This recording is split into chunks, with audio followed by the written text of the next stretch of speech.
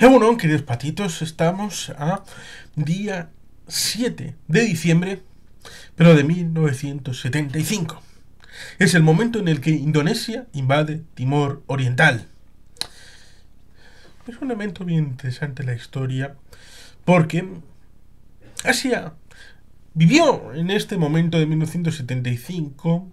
varios hitos que son necesariamente rememorables. Por supuesto, en los años 50 está la conferencia de Bandung, que tiene su vídeo oportuno en este canal, y por supuesto también podemos hablar de los momentos en la India donde Goa y otras ciudades fueron asaltadas por la Unión India sin el control de las Naciones Unidas ni de otra potencia en ese asalto en contra del derecho internacional, en una incorporación por la fuerza a sangre y fuego de estas ciudades que venía teniendo Portugal y creo que también alguna Francia en la zona costera de la India desde por lo menos la época de la guerra de los 7 años en los prolegómenos de la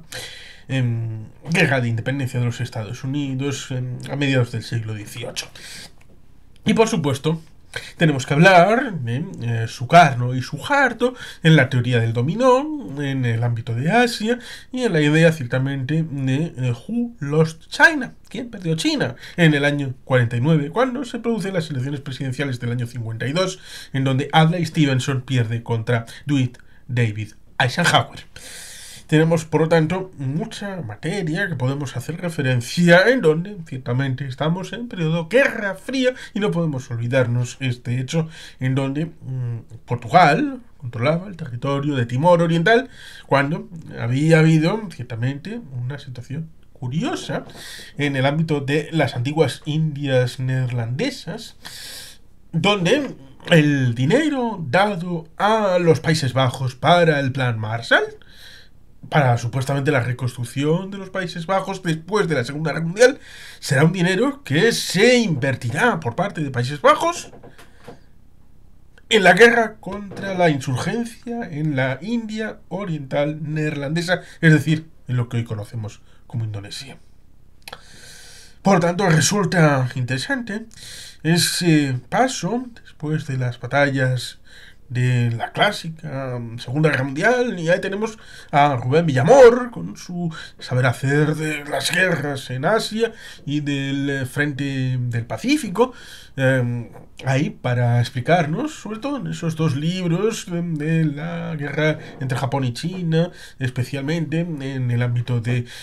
hasta 1977 y después, porque hay una primera guerra sino-japonesa de 1895 y luego la segunda que comienza en 1937 y enlaza con la Segunda Guerra Mundial a través del asunto de Pearl Harbor en 1941. Por tanto, ahí tenemos la irrupción de Corea, Japón, China,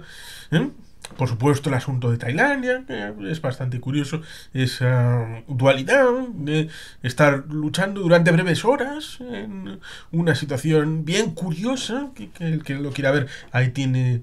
Eurasia1945.com para verlo, esas batallas, la web de Rubén Villamor, y por lo tanto este caso está después de la Segunda Guerra Mundial, en donde, por ejemplo, Francia quiere mantener el control de Indochina, sobre todo de Vietnam, y los Países Bajos quieren mantener a toda costa el control sobre el territorio de las Indias Orientales neerlandesas. En un tiempo, la Segunda Guerra Mundial, en donde estos países en parte mantuvieron cierta prestancia mundial en base a esos territorios llamados coloniales. En el caso de las Indias neerlandesas, no tanto porque fueron tomadas en buena medida por Japón, excepto una zona hacia el sur, lindando con el norte de Australia, pero en el ámbito de Bélgica, por ejemplo, el país que está inmediatamente abajo el ámbito de los Países Bajos,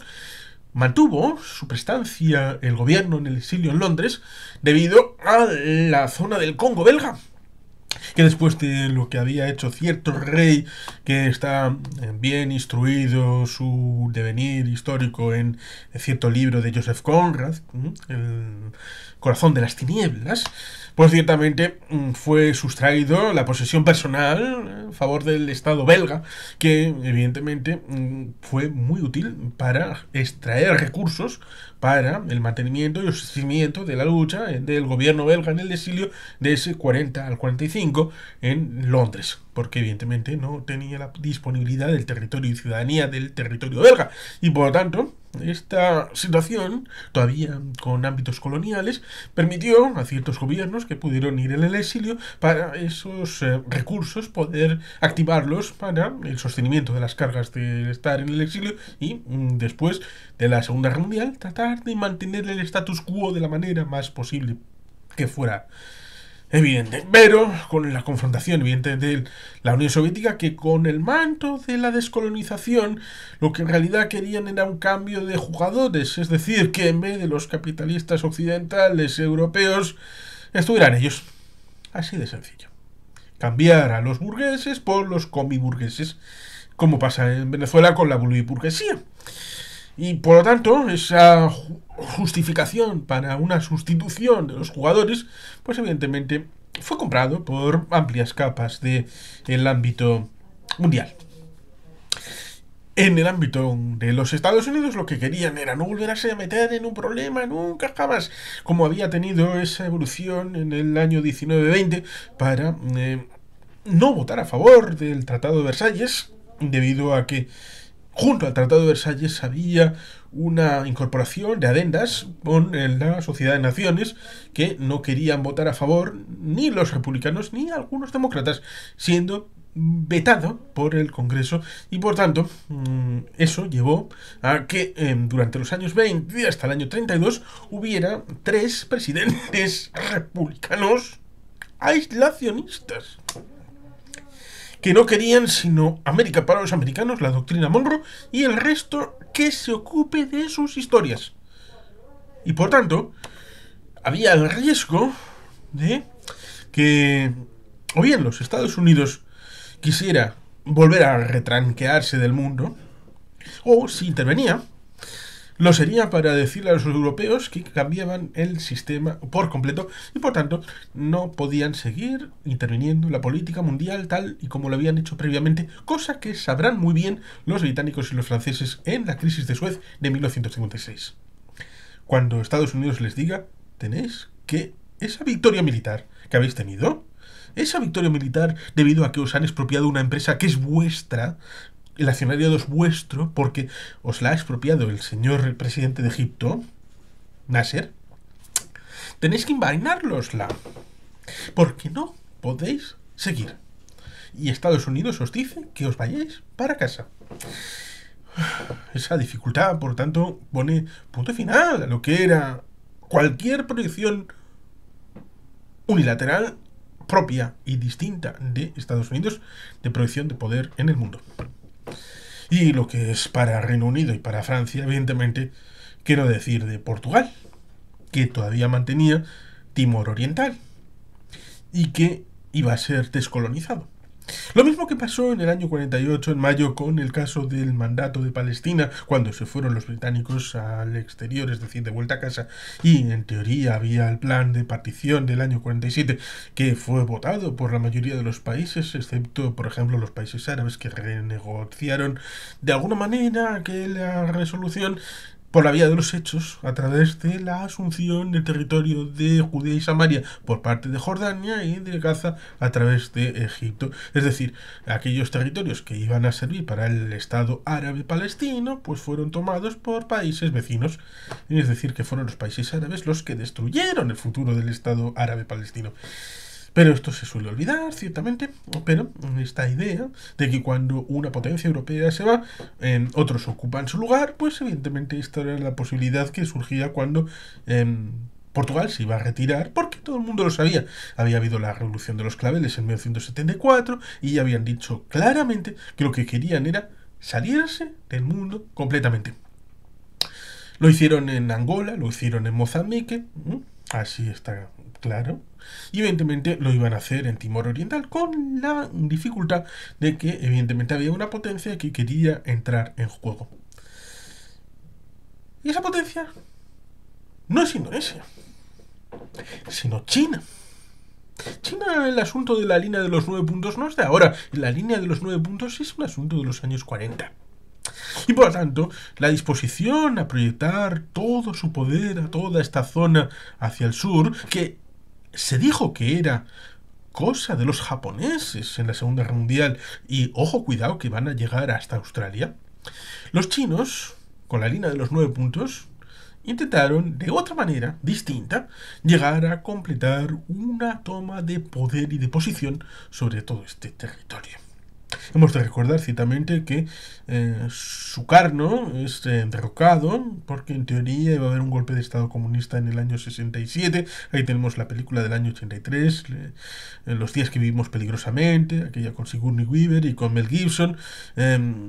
El Partido Comunista de Indonesia era el partido comunista más grande de Asia, después del Partido Comunista de China, y por tanto había dificultades, y el señor Suharto tomó la decisión de dar un golpe de estado en el año 67-68 para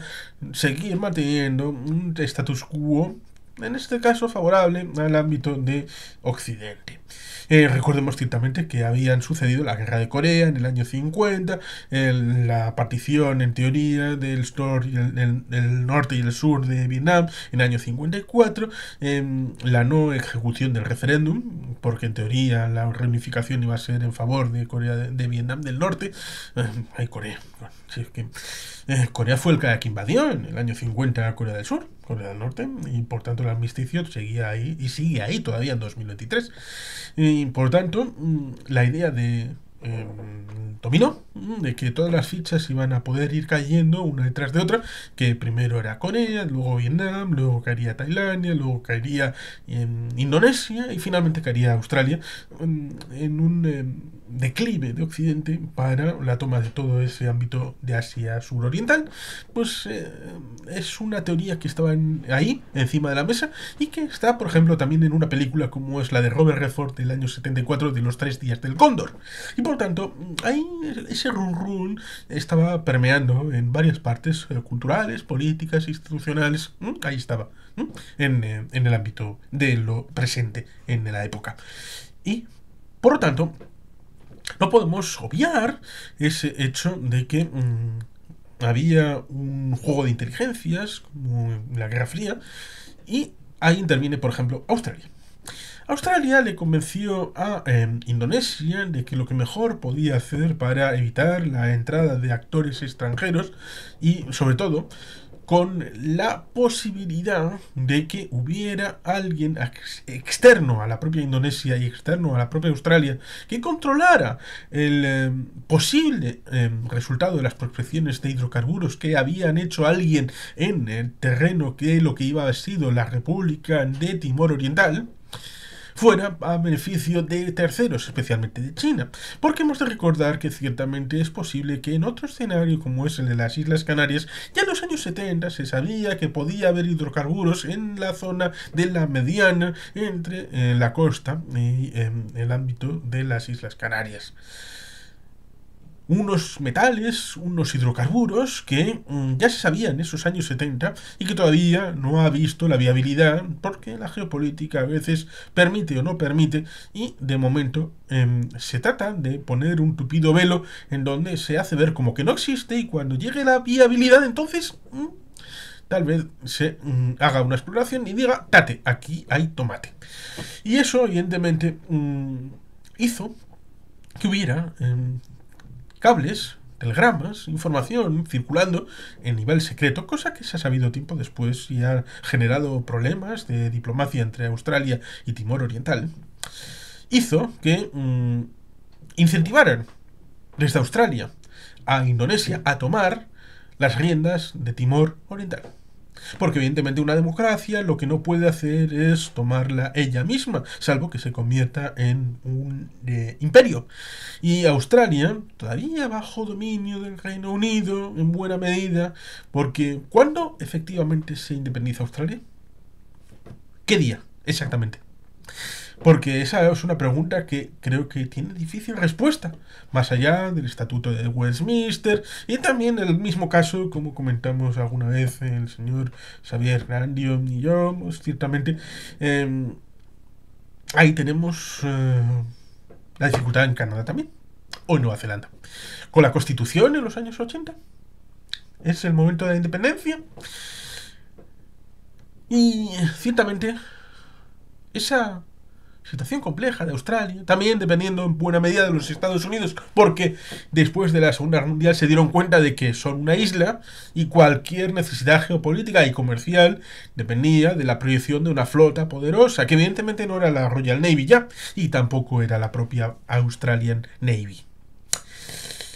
Era necesario que los Estados Unidos protegieran las rutas comerciales de Australia. Y esto también ayuda a entender que ellos no podían sino paliar de manera negociada o inducida con un país que, bueno, era una democracia, pero de aquella manera, con sus golpecitos de Estado en el 68, estas cosas, para tratar de aplacar al Partido Comunista de Indonesia. Y eso significa que si hay una posibilidad de establecer una república independiente, pero esta pueda caer en manos equivocadas, mejor abortar esa construcción de esa república independiente. Lo mismo que hicieron los daneses. Los daneses, en el año 46-47, vieron como las Islas Feroe proclamaban la independencia a través de un referéndum que fuera votado favorablemente. ¿Qué pasó? Pues que evidentemente el gobierno de Dinamarca dijo que no iba a poder permitir la existencia de una república que pudiera tener veleidades comunistas o soviéticas en medio del Atlántico. Y eso entre las Islas Británicas y Islandia, que es por donde desde Poliarny salían los submarinos soviéticos para el control de las rutas comerciales y en el ámbito del Atlántico Norte. Desde la zona de Murmansk, Arcángel. Por lo tanto, la geopolítica, la lucha democrática lo meten por debajo de la alfombra. Y evidentemente eso es algo que cae en el debe de Dinamarca, lo mismo que cae en el debe de Australia en el pasado, del que hay que arrepentirse y de ponerle sus reparaciones históricas. Esa idea de que una independencia puede llevar a una gente a ir por el lado equivocado, pues evidentemente dice bastante de la confianza de esos antiguos detentadores de ese territorio, o por lo menos hasta ese momento, de esos ciudadanos. Ya se puede entender que en Timor Oriental no eran demócratas de toda la vida, pero en las Islas Feroe. ¿Alguien pensaba que podían caer del ámbito comunista unas islas controladas por Dinamarca desde hace bastante tiempo? Con un sistema aparentemente democrático, homologable al ámbito europeo. Resulta curioso porque ese es el mismo modelo que siguieron en la isla de Grenada, en cuando ahí sí hubo un golpe para cambiar al gobierno socialdemócrata por uno comunista más cercano a Cuba y a la Unión Soviética. Y ahí es cuando interviene la coalición de países del ámbito de las Antillas, liderado también por los Estados Unidos. Pero pareciera que el caso de Grenada, de Feroe y de Timor Oriental fueran lo mismo, pero cada caso es distinto y cada caso tiene sus particularidades. En el caso de Timor Oriental, había esos hidrocarburos, había esa posibilidad de que otros pudieran tomar cartas de naturaleza y esas prospecciones, evidentemente, con su cesión para esa concesión de empresas privadas, pues evidentemente ese hilo, a través del tiempo, después ha salido a la actualidad, porque evidentemente en 2002 Timor Oriental, a través de un proceso de descolonización que había cristalizado hacía ya 3 años, implicando a la potencia originaria, es decir, a Portugal, en el proceso con Naciones Unidas, lo mismo que, recordemos, Sáhara Occidental es territorio de jure para Naciones Unidas y el Comité de Descolonización, es un territorio español. Y por tanto, la responsabilidad ante las comunidades internacionales es de España. Lo mismo que en Timor Oriental era de Portugal. ¿Que descolonizó? Mal. ¿O no tuvo la posibilidad de descolonizar? Y por tanto, en ese tracto del 99 al 2002, en la creación del referéndum y de ahí a la República de Timor Oriental, pues resurge la vocación, ciertamente, de el sostenimiento de esas cargas generales presupuestarias a través de impuestos, posibilidad de extracción de esos impuestos en actividad económica y, evidentemente, la búsqueda de esos hidrocarburos en la zona hacia el sur, colindando con Australia. Por tanto, en un momento dado se intentó contar la milonga de que en realidad esos campos en realidad eran de Australia. Y por tanto la medianía en realidad estaba de su lado y por tanto vosotros muchachos, ya lo sentimos, quizá os damos una regalía porque estáis cerca y sois un país pobre, pero es porque somos democráticos y somos gente muy buena y simpática y alegre y ahora que sois independientes podemos ser vuestro padrino, os pasamos la mano por el lomo y somos muy majos, no somos Australia, siempre hemos estado con el bien común, por supuesto. Dificultad, pues evidentemente esa disponibilidad ahora sí mucho más real de China. Lo hemos visto en las Islas Salomón. La idea de que en determinados atolones hay la posibilidad de establecer un puerto como si fuera el puerto de Hampton Tota, en donde establecer base para la flota de China y la proyección más allá de las líneas de contención. Australia se vería en un problemón porque evidentemente hay un choque que ya hemos hablado hace algún tiempo de esa idea de Australia de confrontar o de ser amigo de China. Y seguimos hablando de Australia porque evidentemente, como he dicho, Australia fue muy importante en ese día exacto en donde Estados Unidos fue el que formalmente parece que dio la autorización final para que entraran las fuerzas de Indonesia en Timor Oriental, pero no puede sustraerse el juego multilateral de otros actores, empezando por Australia, en ese día en donde Portugal definitivamente fue se retiró de Timor Oriental, su posesión en Asia, recordando ciertamente aquellos gloriosos tiempos de la búsqueda de las especias, de la división del mundo entre el Tratado de Tordesillas y todo aquello que derivó también en un montón de expediciones, y Portugal, que fue importantísimo, hasta 1755 cuando se produce el tsunami sobre Lisboa, en aquellas circunstancias que coaguló la potencialidad de Portugal, destruyendo buena parte de lo que podía haber sido. Y a partir de ahí, pues tardó bastante, hasta después de la Revolución de los Claveles, pero finalmente retiraron su apuesta por el mundo y se retranquearon en la Portugal continental europea, las Azores, todas aquellas islas en el Atlántico próximo, y ya no querían hacer una proyección global, a pesar de que luego tuvieron y tienen gente por ahí por el mundo importante, Antonio Guterres, secretario general de la ONU, en el ámbito de Europa con Durão Barroso, presidente de la Comisión Europea. Bueno, tanto saben moverse en el mundo, todavía tienen esa cultura de juego mundial, pero sin que sea territorial y de dominio, y con esta complejidad y dificultad intrínseca, en donde, pues evidentemente, tenemos ese elemento de la lucha a través de Timor, en donde varios actores, algunos evidentes y otros que se trataron de ocultar, ese día de diciembre de 1975 cristalizaron la destrucción de los sueños de los timor-orientalenses, y que después de la construcción de la independencia, esas causas estructurales ligadas a lo económico, a los hidrocarburos, seguían estando allí, y la verdad ha costado, pero la verdad siempre sale a la luz, que los actores reconozcan su papel hace ya casi 50 años, 48 años de aquel momento en donde muchos tuvieron que llorar, y no solamente por culpa de gente que no creía en la democracia, sino por gente que sí creía en ella. Pero en fin, el tiempo dicen que lo cura todo y nos da la oportunidad de conocer. Sin más, queridos patitos, eskerrik asko, agur bero bat, beti gelpian.